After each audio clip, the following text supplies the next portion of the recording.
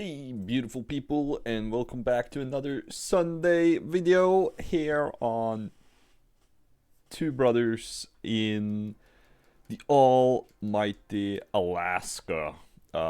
Together with my friend who just smashed the keyboard, and Abyssus in the Kitakasa and the Los Andes. It's a tier 10 game. We're tier 9 ship, so obviously that's a little bit unlucky, but not too bad, I guess.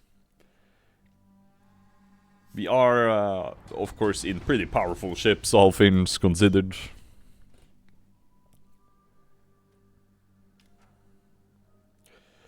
So to start this match off, we were like, are we gonna be stupid here? Because that's your average Two Brothers replay, right? We go down the middle. We were thinking about it, honestly, but we decided not to. A guy in the chat, notice a guy in the chat, he says objective 1, find the Petro, and I believe that's the, who were that again? That was a destroyer on our team, yeah. Obviously want to get rid of the radar, which is understandable. We have some funny dialogue with him. Abyssus asks, what do we do when we find him? Oh, that's the question. Anyway, the Alaska. Say hello, destroy. We have been... God damn it, I can't focus now. The Alaska is a super nice ship. It's one of my favorite ships in the game. Give him a gift. It's excellent guns. Extended warranty. Oh, it's so good. I am paying kind of attention to the middle though while as we approach, while my friends turn towards D. And yeah, I am gonna sit there pretty much the entire game, but you'll see why. Anyways, the Alaska, it's one of my all-time favorite ships in the game. I actually got super lucky and I got this in a container 110% for free. And I am so freaking happy about it because this ship is insanely good. Got the Knesbeck over there. Might be pronouncing that wrong, but who knows. Shots out. The Gdansk also gets spotted, gets hit pretty heavily. So does our Barbaro though. He might go down actually pretty early on here. He does.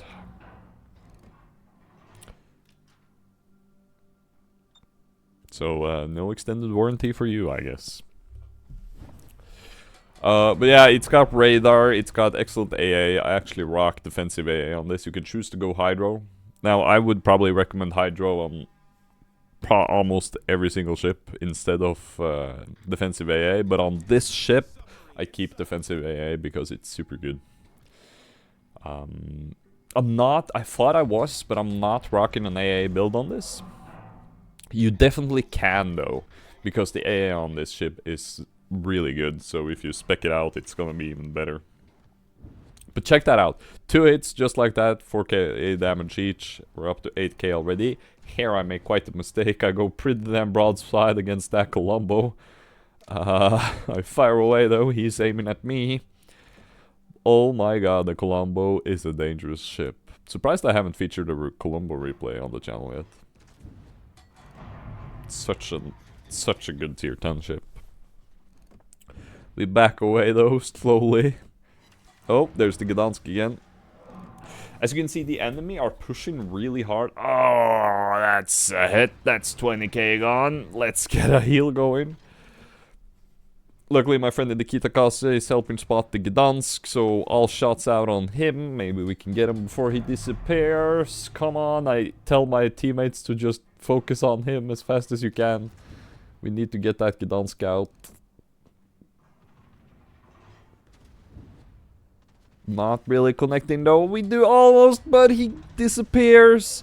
We also got torpedoes inbound, but luckily we hit him with our final shot. The Gdansk goes down. Look at our business, by the way. Barely dodges. Oh, there's so much happening. Our right flank is looking pretty toast already, is what I'm saying, if you look at the enemy positioning. They also have a lot of dangerous ships. Our shots are not connecting, and we are definitely struggling Our team as a whole is down 2 ships, they're only down 1. This is not going too good, is what I'm trying to say here.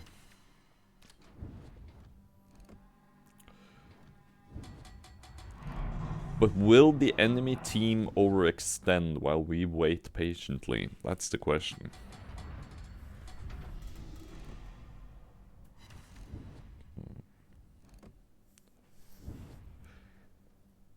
So me and WZ, which is what I'm gonna call him, or Chris as he's actually named, but I'm just gonna call him WZ from now on. Because that's how he made his name, he just freaking smashed on his keyboard and that was his nickname. He does that every single time. Let's go with WZ. Me and WZ in the Los Andes, another excellent secondary ship. Not a great ship for this map though.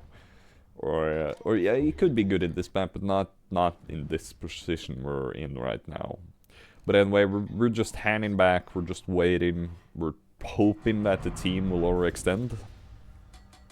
But here comes the Colombo though, with these SAP rounds, and you know how dangerous those are. Even if you angle, you're still getting fucked in the superstructure. Fire at him though. He turns inward, and now we're like, oh shit, what do we do? I changed to HE, and I tell my friend in Los Andes as well, let's just fire HE at him, and we need to burn him down before he pushes forward anymore.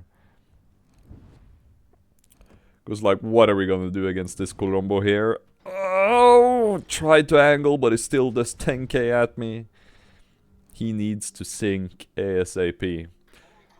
Keep a look at the map again. I get a fire on him. Check out the map again. Our teammate down to the right, I have no idea what he's doing. More torpedoes inbound. This is so dangerous right now. But no way in hell can we push forward, I mean. All we can do is retreat. That's all we can do at this point. And again, pray they overextend. There's a smoke up though. There's the Kitakasa. Fire at him. Sadly, I have AP loaded, but nonetheless, if we can get him out of the game, that would be pretty good. I miss. My friend in the Kitakasa is firing as well. I have no idea why I didn't reload to the HE. Managed to get some shots out. Those might be pretty good though. Used by radar. There's the Colombo. And I get spotted by radar as well, by the Petro. This is dangerous, but the Colombo is showing quite the broadside. Is he tunnel visioning towards our teammate all the way to our right? Alright. Decent. 14k.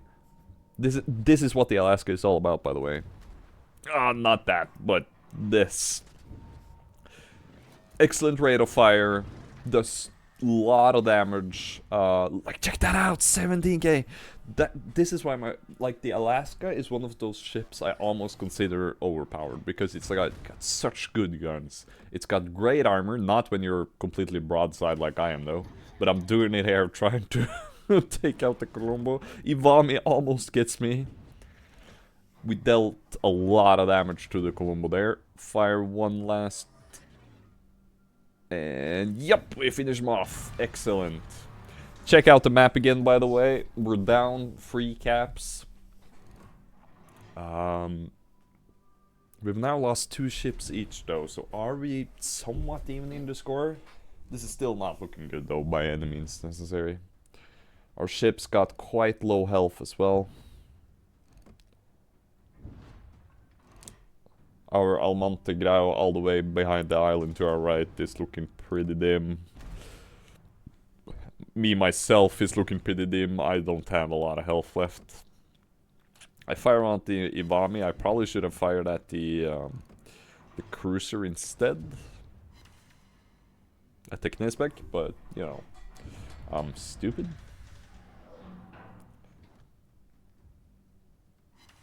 But I finally decided to turn my attention to the Knesbeck, luckily though.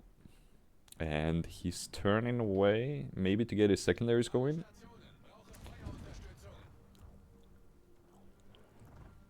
Me and W Seto are holding the line with support from Abyssus in the Kitakase. Spamming his HE. We really need to pick our targets there. And now it's all about getting that McNispec out. I don't really have a shot on him, but it turns in again. HE load the door. Oh, disaster! Kitakazu firing AP from our left, from the middle. I then hit the accelerator and go forward as fast as I fucking can. This is bad. My turrets are the wrong way. My teammate in the W set, Los Andes, gets the petrol. That is excellent. 3-3. This is very even still. We can go down at any second. He turns... The Knespec turns broadside though. We fire at him. Get 5 overpens, but he's almost down. Kitakazu is spotted by my radar again to our left. But this is dangerous indeed. Our Vermont goes down. Boom! We get the Knespec and the Schlieffen by the Ipiranga on the other side. We dodge torpedoes though. There goes our Almal to get out. It is dead even almost. But they still have the upper hand on the caps. Now remember, the Warships replays shows the points the other way around. So we are actually the guys with 465 points here. We are actually falling behind and we need caps as well. This Iwami though needs to go down. I think we have managed the position a little bit better now. They are not that grouped up anymore. Now it's a lonely Iwami to our right, and then I don't remember exactly what the ship was to our left again. But if we can get the Iwami, we're looking pretty good. I'm only at 7,000 health though. I'm hesitating to fire here. Notice I'm only 100 meters away from spotting range. So what I did there was I waited until the Iwami fired. Then I decided to shoot. Because if I would have shot earlier, he would definitely have sunk me. Now he knows where I am though. But he's turning away, so there's a higher chance he won't fire at me. Change to the HE as, you know, he's turning away. Maybe I can get a fire. Nope.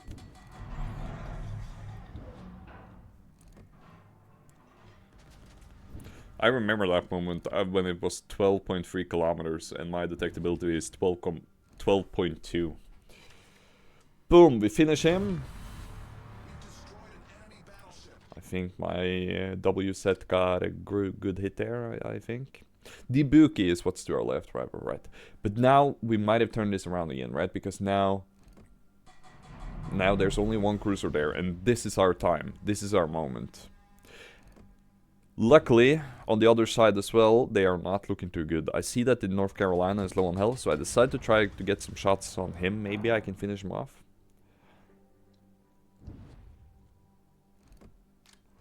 The Buki is still dangerous though, it still had a lot of health. One good thing that I have so low health is that my adrenaline rush is really going into play here. My reload is what, 12 seconds? Decided to use my radar. I'm not really sure why. I had a lot of pulse on this. There's the torps from the Iwami. I had a lot of pulse. I didn't really pay attention to the map. I was pretty scared, but I really wanted to win this because we have fought so hard on this flank. This was close, to be honest. You know, if the Colombo had gotten a lucky hit, or if the Iwami had gotten a lucky hit, or even the Knespec, if secondaries would have gotten a couple fires or something, I would be dead. There comes the torps from the Ibuki. I push forward a little bit carefully, but we wanna finish this guy. And then we need to cap ASAP. Our teammates are capping on the other side, which is good. We are pushing them back. Oh, but our Ipiranga goes down from the submarine though. He does, however, trade with the Isumu.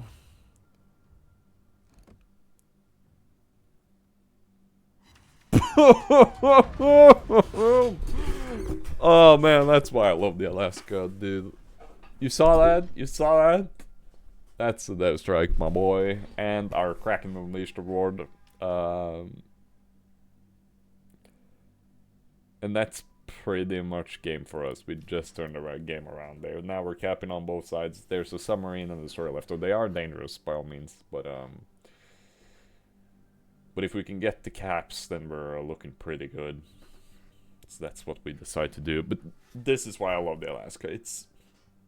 It's a heavy cruiser that you can play as a battleship, honestly. Like, you can tank, and you got excellent guns, and you got good AA, you got good armor.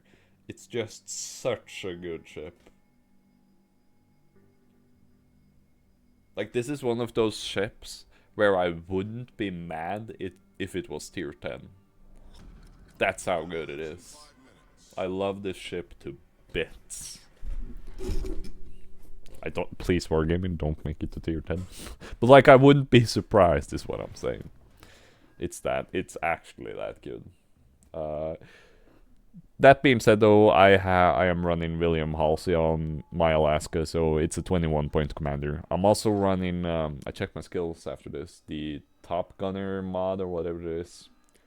Well, not mod, but skill that makes my range a bit further, because I think it's somewhat low. The Gundler rams the submarine, by the way, gets the Die Hard medal. Yippee-ki-yay, motherfucker. And now it's just the destroyer left. But holy shit, this game, what? I was sure we were gonna lose at the start, looking at the enemy positioning and when they had all 3 caps. But just like that, that is game. With WZ and Abysses, we played really well together there as a team. Supporting each other. I didn't manage to say enough, honestly, in this game. Like, we were communicating in Discord with this, and we really tried to talk with ships to fire at and whatnot. And it turned out great. This still doesn't show up, which kind of sucks, but I think it was nice. We also got the Dev Strike, or it was like a first class, I don't remember honestly. We got the Cracknell-ish, the Dreadnought Award, and yeah, our Gunlu as well did really well at the end there. He even got the Die Hard, so he barely comes over me, that bastard. But as you can see, me and WZ also did pretty good. The Abysses as well, right down in the middle. We managed to turn this around. I did 65k to the Colombo, but that's only because he showed broadside. I got lucky there. He was so dangerous for such a long while. Check this out! It is such a good money maker too. Albeit this is with a plus 160s. These are the blue credit boosters, but like what? Okay, like even then, if you deduct like 900k, we're still at like 500k profit with a premium account. Without the premium account, it's still almost 400k. This is such a great ship. I highly recommend it. It's not in sale in the store though, but if you get the chance and you have decided, screw it, I'm gonna give Wargaming my money, and you like cruisers, yeah, I definitely recommend this ship. And with that, I want to thank you so much for watching. Check me out on Twitch next time. I sometimes stream a bunch of shit, and I'll catch you next Sunday. Peace out.